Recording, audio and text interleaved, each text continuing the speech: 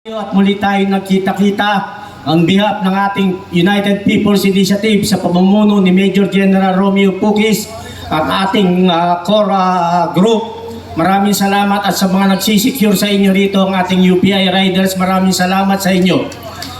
Pakinggan natin mabuti bakit tayo nandito sa ngayon. Ang executive branch, alam natin napakalaki ng problema na ginawa sa bansa. Kung may ginagawang check and balance ang legislative branch at judicial branch, wala tayo dito ngayon. Walang ginagawa ang legislative branch at executive branch. Magkasabwat sila. Kaya tayo nandito ngayon.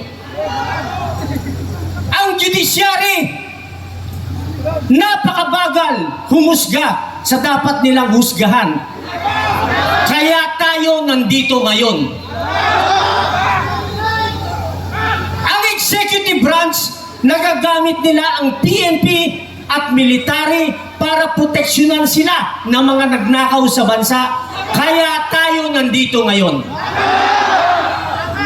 Kung hindi nagpapagamit ang PNP, liderato ng PNP, at hindi nagpapagamit ang liderato ng AFP, at pinoproteksyonan nila ang kagustuhan ng taong bayan, wala tayo ngayon dito. Kailangan maunawaan ng lahat bakit kayong nandito naninindigan para sumigaw ng katotohanan at sumigaw ng katarungan at merong mapanagot sa lahat ng gumawa ng mali sa ating bansa. Kaya tayo nandito ngayon. Lahat ng nandito, may kanya-kanya tayo na dinadalang problema, bawat isa. Pero bakit kayo nagtitiis rito at nagsasakripisyo? Yung iba nasa bahay nila at sinasabi, bahala kayo sa buhay nyo. Hindi nila naisip, pag naipanalo natin ang laban, naitama natin ito, sila man ay makikinabang sa kanilang tahanan. Gusto kong maunawaan ninyo bakit tayo nandito ngayon at naninindigan. Kasi kung hindi tayo sisigaw, titigilan natin ang pagsigaw. Mananahimik tayo, lalong magpupunyagi ang mga magnanakaw at walang tigil nilang sasairin ang natitira pang kaban ng bayan. Anong gusto natin? Tumahimik na lang ba tayo? Kayong nandito, doble ng dami ng nakaraang linggo. May guguhit ang bawat isa sa inyo at ipagmamalaki kayo ng inyong mga anak. Sa kinabukasan, magiging parte kayo ng history ng bansang ito.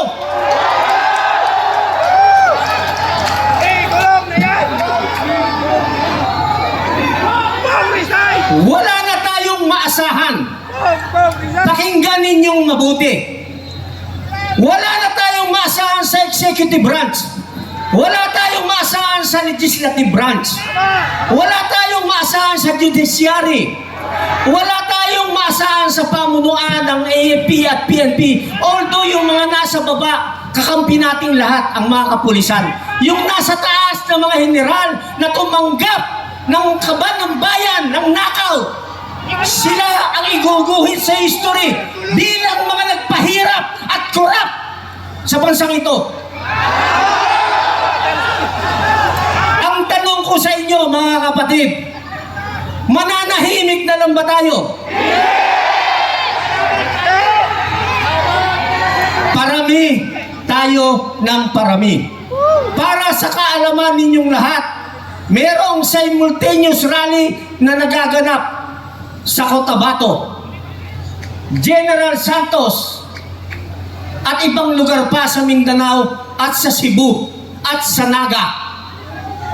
Nanganak na ang ating panawagan. Nagbubunga na ang inyong mga sakripisyo. Hindi ba natin minsan nauunawaan na natatakot ang mga demonyo na nakaupo sa gobyerno na hindi tayo ang nagupo? Pakinggan nyo. Kaya ganito ang bansa natin, hindi binoto natin na nakaupo.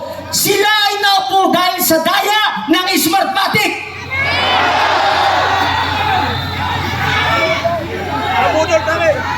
Sino ang safe sa eleksyon sa 2028 habang ganyan ang COMELEC? Wala. Walang mangyayari sa bansa natin at ako on behalf ng United People's Initiative nagpapasalamat sa inyo. Kayo na naninindigan at nagsasakripisyo. Kayo ang pundasyon, kayo ang dahilan para mabago ang bansa natin ito. Yan ang ipapamana ninyo sa inyong mga anak at mga apo. May ginawa tayo, may ginawa kayo para mabago ang bansa natin. Bago ako magtapos. Hindi nyo ba alam na ang takot ng mga nakaupo, bigyan natin ng maliwanag na statistic. Pag samasamahin mo lahat ng national and local government official, ilagay mo na 2 milyon sila lahat, more or less. Ilan ang taong bayan na Pilipino? Ang grown-ups, hatiin mo na yung 130 milyon. Lagay mo na lang, 120, 60 million yung grown-ups, kagaya natin. Nasa edad na, nasa tamang pag-iisip. 60 million! 60 million! Against sa 2 million. Bakit tayo matatakot? Bakit tayo matatakot sa kanila? Wala tayo ibang gawin, kundi linggo-linggo. Luzon, Visayas at Mindanao. Habang umabot tayo ng milyon sa Luzon, 1 milyon sa Visayas, 1 milyon sa Mindanao, matatakot na ang mga demonyong nakaupo sa gobyerno. Hindi natin kalaban ang gobyerno. Tayo ang gobyerno. Ang kalaban natin, yung mga naupo sa gobyerno na hindi tayo ang bumoto, sila ngayon ang nagwawalang hiya sa ating lahat, 130 milyon na Pilipino. Ilan lang sila. Ang mindset ng PNP, pagsamasamahin mo sila, 240,000. 240,000 armed against sa 60 milyon. Pagsamasamahin mo ang armed forces, 160,000. Gawin mo ng 200,000. Again sa 60 million. Huwag na tayong mag-alatsamba. Huwag na. Ang hirap, ang pagod, ang hirap. Nagsasakripisyo tayo para parehas tayong wala. Akala nyo ba, itong lahat na nakikita nyo, galing sa United People's Initiative yan, sa tulong ng mga kaibigan natin, si Miss Cathy Binag, na tumutulong sa atin personally, at ang iba pa, para mabuo ito, hindi naman magmukha tayong kawawa. Kawawa na nga tayo, yung gagawin nating rally, mukha pang busabos. Maraming salamat sa inyo. Mananalo tayo sa laban. Ang ikapanalo natin, pilitin natin. Sa susunod na linggo, bawat isa na nandito, maghikayat kayo ng 10 lang. 10 lang.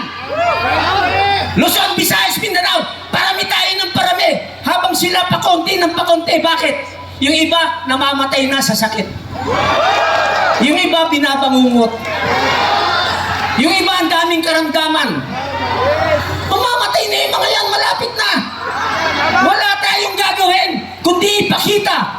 5 million sa Luzon, 5 million sa Visayas, 5 million sa Mindanao. Ang gagawin nila, slowly, mag-i-exit yan ng bansa. Lalabas ng basayan. At ang gawin natin, lahat ng bahay nila na nangurakot sa bansa natin, kinurakot lahat ng yaman na meron tayo, pasukin natin ang